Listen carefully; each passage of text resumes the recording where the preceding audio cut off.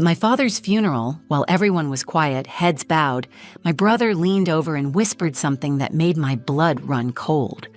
"He left her nothing," he said, loud enough for a few people around us to hear. "She never meant anything to him." I didn't react. I didn't even turn my head. I just stared straight ahead, my hands clenched in my lap. My stomach twisted, but I wouldn't give him the satisfaction of seeing me crack. I had come to say goodbye, to pay my last respects, even if my relationship with my father had been complicated, distant, mostly silent, sometimes painful. But I never expected cruelty from my own brother. Not today. Lance always knew how to twist the knife.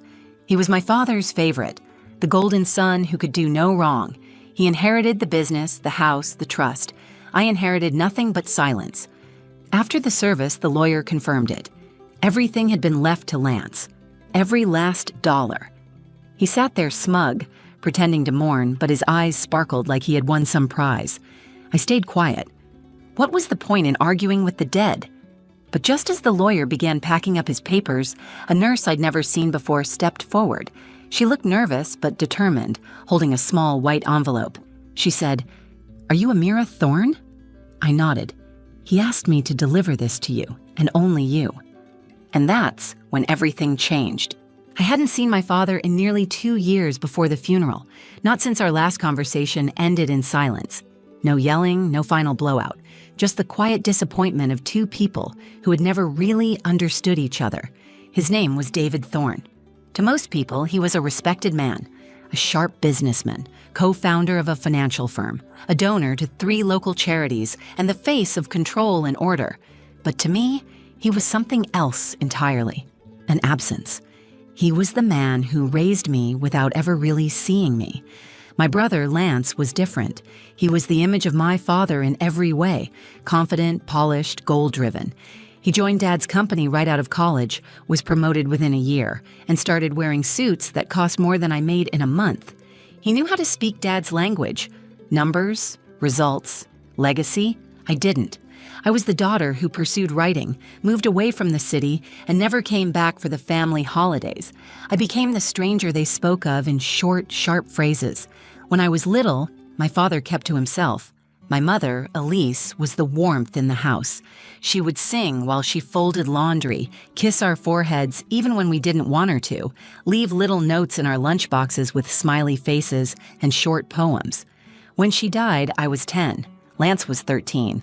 Her funeral felt like the start of something we couldn't name, but felt every day after. The house got colder. My father became a man of strict routines and brief nods instead of hugs. Lance adapted. I didn't. As the years passed, I tried. I really did. I brought home stories I had written. I got scholarships, graduated early, submitted my first short story to a national contest. I remember handing it to him at dinner one night, excited, waiting for his reaction. He didn't even open it. He pushed it aside, asked me if I had considered a real job. That night, I stopped trying to prove anything to him. Our final conversation was 2 years ago. I'd called to tell him I was moving to Vermont to take a job teaching creative writing. It wasn't glamorous, but it was mine. I thought maybe this time he'd be proud, but all he said was, "So you're still running from responsibility?" I told him he didn't know who I was. He said, "Maybe I don't want to." And that was it. We never spoke again. So when I stood in the church, surrounded by people in dark suits and stiff expressions, I didn't know how to feel. Grief was there, yes, but it wasn't clean. It was mixed with resentment, guilt, confusion. I had lost something I never really had, and that was a strange kind of ache. Lance stood near the casket like he was hosting the event. He shook hands, gave short, rehearsed smiles, offered polite nods. When I arrived, he looked me over like I was a stranger who had wandered in off the street. "Didn't think you'd come," he said. "I did." "That's brave, considering." "Considering what?" I asked. He didn't answer, just walked away like I had already lost some invisible contest I never agreed to play. During the service, I watched people cry. Some spoke about my father's generosity. One man said he mentored him for years and changed his life. Another called him a pillar of the community. I listened, wondering if we had known the same man. The will reading was scheduled right after the service. It was held in a side room at the funeral home. The lawyer, Mr. Carlyle, was professional, old school, with a briefcase that looked older than I was. He greeted us, opened a folder, and began reading. To my brother, everything. To me, nothing. No explanation. No note. No acknowledgement. I expected disappointment, but somehow hearing it out loud still hit harder than I imagined. Like he had taken one last chance to erase me, and this time it would stick. Lance turned to me with that smirk I'd known since childhood, the one that said he had won again and I would never catch up. That's where I sat, number alone, watching him bask in victory. And then a woman I had never seen before, a nurse, stepped forward holding a white envelope in her hand. She said, "Are you Amira Thorne?" I said yes. She looked me straight in the eye. "Your father asked me to give this to you, and only you." The moment the nurse handed me the envelope, the air in the room shifted. Her name tag read Mallory, and her face was lined with kindness and something else, protectiveness, like she was guarding something important. She didn't glance at anyone else, not even Lance, who was standing only a few feet away. Her eyes stayed on me. "Your father was very clear," she said. "This is for you, no one else." Lance stepped forward, irritation breaking through his polite facade. "I'm sorry. Who are you again?" "I'm Nurse Mallory. I cared for your father during the last weeks of his life." Lance forced a polite smile. "Then I assume you're familiar with his will. Everything's been settled." Mallory didn't flinch. "He also left this. He gave it to me directly and said it was only to be opened by his daughter, Amira." Mr. Carlyle, the lawyer, raised an eyebrow. I wasn't informed of any additional documents. Mallory opened her bag and pulled out a sealed white envelope. It was slightly worn at the corners. My name was written on the front in thick black ink, his handwriting. There was no mistaking it. I took it without saying a word. Lance scoffed. "This is ridiculous. Probably some sentimental nonsense. Doesn't change anything." I turned to him, calm on the outside but fighting to keep my voice steady. "Then why do you look nervous?" He didn't answer. I sat down and stared at the envelope. My fingers trembled, but I held it tightly. I wasn't ready to open it. Not yet. There were too many eyes, too many agendas. For a moment, I just needed to breathe. The room was silent, tense, as if the will had been a performance, and now this envelope had interrupted the script. Lance paced. Mr. Carlyle looked uncomfortable. Even some of our distant relatives shifted in their chairs, unsure what to say. Mallory broke the silence. "Your father wasn't a perfect man," she said, her voice low but unwavering. "But in the last few weeks, he tried to make peace with that. He spoke about you often, Amira. Not about your failures, about your strength, about how he wished he'd seen you sooner." I blinked, unsure how to take that in. It didn't fit with the man I had known, the man who missed recitals, forgot birthdays, stayed late at work to avoid dinner conversations, and yet here she was, a stranger, telling me he had been thinking about me in his final days. Lance couldn't take it anymore. "Whatever's in that letter, it has no legal standing. The estate is already transferred." "I don't care about the estate," I said. "This isn't about money." But that wasn't entirely true. It wasn't about the money itself. It was about what it represented. Recognition, inclusion, a sign that I mattered to the man who had always kept me at arm's length. Mr. Carlyle cleared his throat. "Technically, anything outside the will can't impact the division of assets. But if there's evidence of a final wish, especially from a medical witness, it could complicate matters." Lance turned on him. "You're a lawyer. You should know better than to entertain this." "I'm also an officer of the court," Carlyle replied coolly. "And if there's video or signed testimony, it's worth reviewing." Mallory reached into her bag again. "He asked me to record something. He couldn't physically sign a new document, but he wanted his words captured. He said, 'They'll believe it if they hear it from me.'" My heart pounded. I looked at the envelope again, still sealed in my hand. My father had never been a sentimental man, but maybe, near the end, he had changed. Maybe he had finally seen me, not as a burden or disappointment, but as his daughter, as someone worth reaching out to. "I want to open it alone," I said. Lance rolled his eyes. "Of course you do. "I'm not doing this for drama," I said. "I need to know what he was trying to say, and I'm not going to let your bitterness ruin that." He didn't respond, just turned away, jaw clenched. As I walked out of the room with the envelope clutched in my hand, I felt something I hadn't felt in years. Not victory, not even hope, clarity. Whatever was inside, it was meant for me, and no one could take that away. I stepped outside with the envelope pressed tightly in my hand. The funeral home's garden was quiet, tucked behind the building where no one followed. For the first time all day, I could breathe. I sat on a wooden bench near the fountain, my fingers tracing the edge of the envelope. It felt heavier than it should have. The paper was soft, worn at the corners like it had been handled more than once. My name was written in my father's distinct handwriting. Sharp, angled, unchanging. For years, I had told myself I didn't need anything from him. Not love, not approval, not answers. But I was wrong. I needed this. Not just the envelope. I needed to know that I wasn't invisible to him. I opened it carefully. Inside was a folded letter, a brass key, and a small photograph.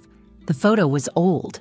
I recognized the moment instantly. I was 6 years old, sitting on my mother's lap, covered in paint. She was smiling, holding my hands, both of us stained with blue and green from one of our weekend art sessions. My father had taken that picture. I remembered now. He had leaned into the doorway, snapped it quickly, and disappeared again.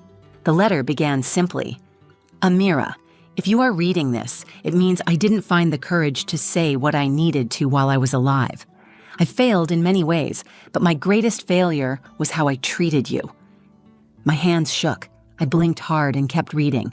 I told myself I was preparing you for the world, that keeping you at a distance would toughen you. I see now that I was just afraid. You reminded me too much of your mother. You were too bright, too passionate, too alive. I didn't know how to handle it, so I pushed you away. Lance fit into my world. You never did. But that was never your fault. That was mine. After the cancer diagnosis, I started writing letters, watching old tapes, reading your stories. I kept every single one, even the ones I told you didn't matter. I kept your first published piece in a drawer in my study. I've read it more times than I can count. I just didn't know how to tell you that I was proud. The key is to the cedar chest in my study closet. Inside are your mother's journals, her paintings, and my own attempts at apology. I wanted to change the will to reflect the truth, but I waited too long, and my health declined faster than I expected. Still, I asked Nurse Mallory to help me record my last wishes. I needed you to have this, because the legacy I want to leave isn't money or property. It's truth. You were never a disappointment. You were the part of me I wish I had been brave enough to embrace. I'm sorry. I love you. Dad. I read it twice before I could breathe again. The words pressed into my chest like a weight and a release all at once. I had spent years building armor to protect myself from a father who never seemed to care. And now, here it was, unraveling in my hands. It wasn't redemption. It wasn't enough to erase the years of silence. But it was real. It was something. The brass key sat in my palm, warm from my grip. I knew exactly where it went. The cedar chest in his study had been locked for as long as I could remember. I had once asked about it when I was 13. He had told me it was just old files. I never asked again. I stood up and looked back at the funeral home, where Lance was likely still arguing with Mr. Carlyle, trying to maintain control. He had always been obsessed with control, with being the one who won. But this wasn't a game anymore. This was something he couldn't touch. I walked to my car, heart racing, not from fear, but from a strange, powerful pull. I wasn't sure what I would find inside that chest, but I knew it was meant for me. Whatever my father had hidden there, it would not be numbers or contracts. It would be pieces of him, pieces of her, pieces of me. This wasn't about reclaiming an inheritance. It was about reclaiming a history I had been shut out of, a voice I had long believed didn't exist. And now I was finally ready to hear it. I drove straight to the house, not to the cemetery, not to the reception. I had nothing left to say to Lance or anyone else circling like vultures around my father's estate. The Thorne house sat quiet at the top of its long driveway.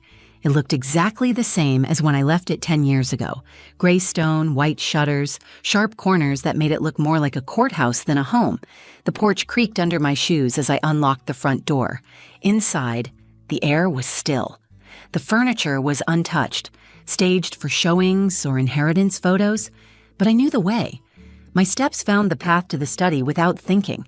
His study had always been off limits. When we were kids, we weren't even allowed to peek inside. Even after I was grown, the door remained mostly shut. It had always felt like a vault built around his private life, his real one, the version he never shared. I stepped inside. The room smelled faintly of cedar and paper. His desk was neatly arranged. No dust, no disorder. Everything had its place. The walls were lined with books, degrees, a framed newspaper article from when he was named one of the top CEOs in the state. And there it was, the cedar chest. It sat beneath the window exactly where I remembered. Unmoving, untouched, locked. Until now. I knelt beside it and slid the brass key into the lock. It turned with a quiet click. The lid lifted easily. Inside were stacks of folders, canvas rolls, photo albums, and 3 leather-bound journals tied with faded red ribbon. The scent of old paper and dried paint filled the air. I reached for the journals first. My mother's name was written on the inside cover of each one, Elise Thorne. The handwriting was hers, fluid, bright, full of life. As I flipped through the pages, I saw poems she had written during her final year, drawings of me and Lance, letters she never sent. She wrote about her hopes for us, her fear of dying too young, and her longing for my father to show more warmth. She had left pieces of herself for us, and they had been hidden for more than 20 years. I was still holding her 3rd journal when I noticed the folder beneath it. It was labeled in my father's handwriting, for Amira. Inside were copies of every story I had ever sent him. The short story that won 2nd place in my college contest, the poem I had published in an online magazine, even the essay I had submitted for graduate school. He had printed them out, annotated them with notes in the margins, things like strong opening, vivid imagery, and one that simply said, "This one made me cry." I covered my mouth and sat back against the wall. This man, who I had believed never saw me, had read everything. And he hadn't just read it. He understood it. He had known me more than I realized, maybe more than I had allowed him to. I found a flash drive at the bottom of the chest, labeled Final Message. I plugged it into the laptop he had left behind. His face appeared on the screen, thinner than I remembered, eyes tired but focused. "Amira," he began, "I'm sorry I didn't say this sooner. If you're watching this, it means I didn't make it. But I needed to speak directly to you, because a letter didn't feel like enough." He paused for a breath. Then he said, "You were never a mistake. I was the one who failed to see you for who you were. I was so afraid of losing control that I pushed you away instead of pulling you in. Everything I hid in that chest was meant for you, not just the contents, the truth. The parts of your mother I buried, the parts of myself I was too ashamed to share. I don't care if the will says otherwise. That house is yours. That room is yours. Your mother wanted it that way, and now so do I." The video ended without fanfare, just silence and a still frame of a man who finally, in his last days, had faced what mattered.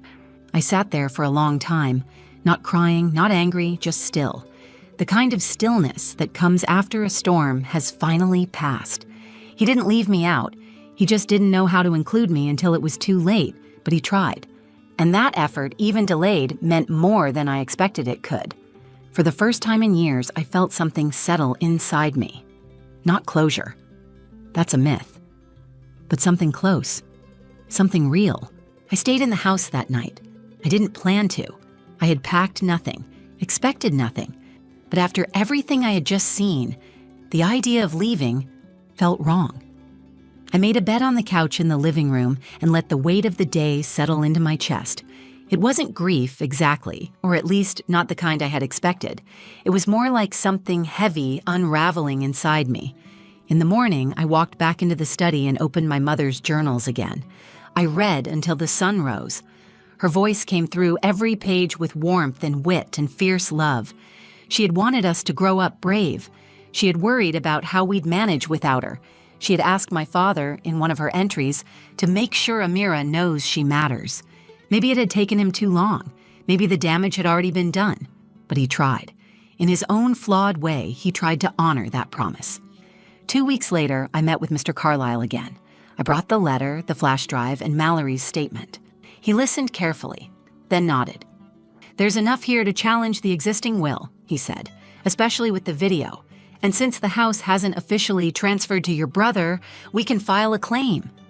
Lance wasn't happy. He sent a short message through his attorney, accusing me of exploiting sentiment and undermining our father's wishes.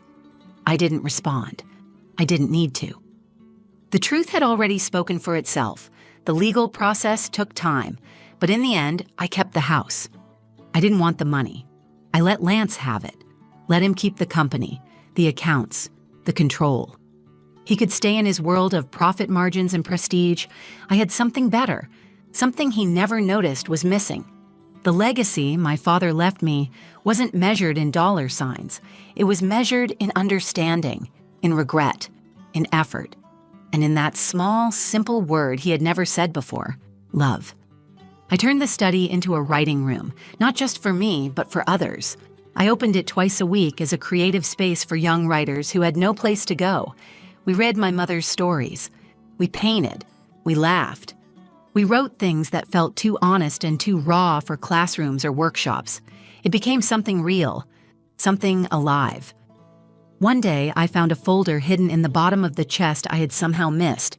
It was filled with letters my father had written but never sent. Some were addressed to me. Others were notes to himself. They weren't polished or even coherent in places, but they were honest. And they showed a man who had spent the last months of his life trying to understand who he had been and who he had hurt. That was the thing I never expected. Not just the apology, but the effort behind it. He could have died with the same silence he lived in. But he didn't. He asked a nurse to deliver something no lawyer could. He chose words over wealth, meaning over inheritance. That choice rewrote the end of our story. Months later, I published a book, a hybrid memoir, half my writing, half my mother's journals and artwork. At the center was my father's letter. I titled it The Chest Under the Window, A Daughter's Inheritance. It didn't hit bestseller lists, it didn't make headlines, but it found readers. One day at a book event, a teenage girl walked up to me, clutching her copy like it was something fragile.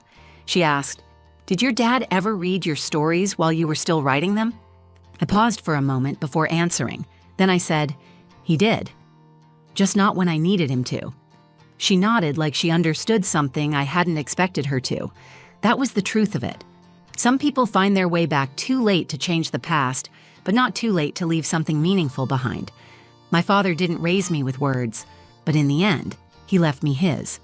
And in choosing to open that envelope, I finally opened the part of my life I thought had been sealed forever. And maybe that's what matters most. Not how a story starts, or even how it falls apart, but how we choose to carry the truth forward once we finally have it in our hands. If this story spoke to you, if it reminded you of someone you've loved or lost, please take a second to like the video, share it with someone who needs to hear it, and leave a comment below. I read everyone, and your stories matter too. And if you want more real stories that stay with you long after they end, subscribe to the channel and turn on notifications so you never miss the next one. Thank you for being here.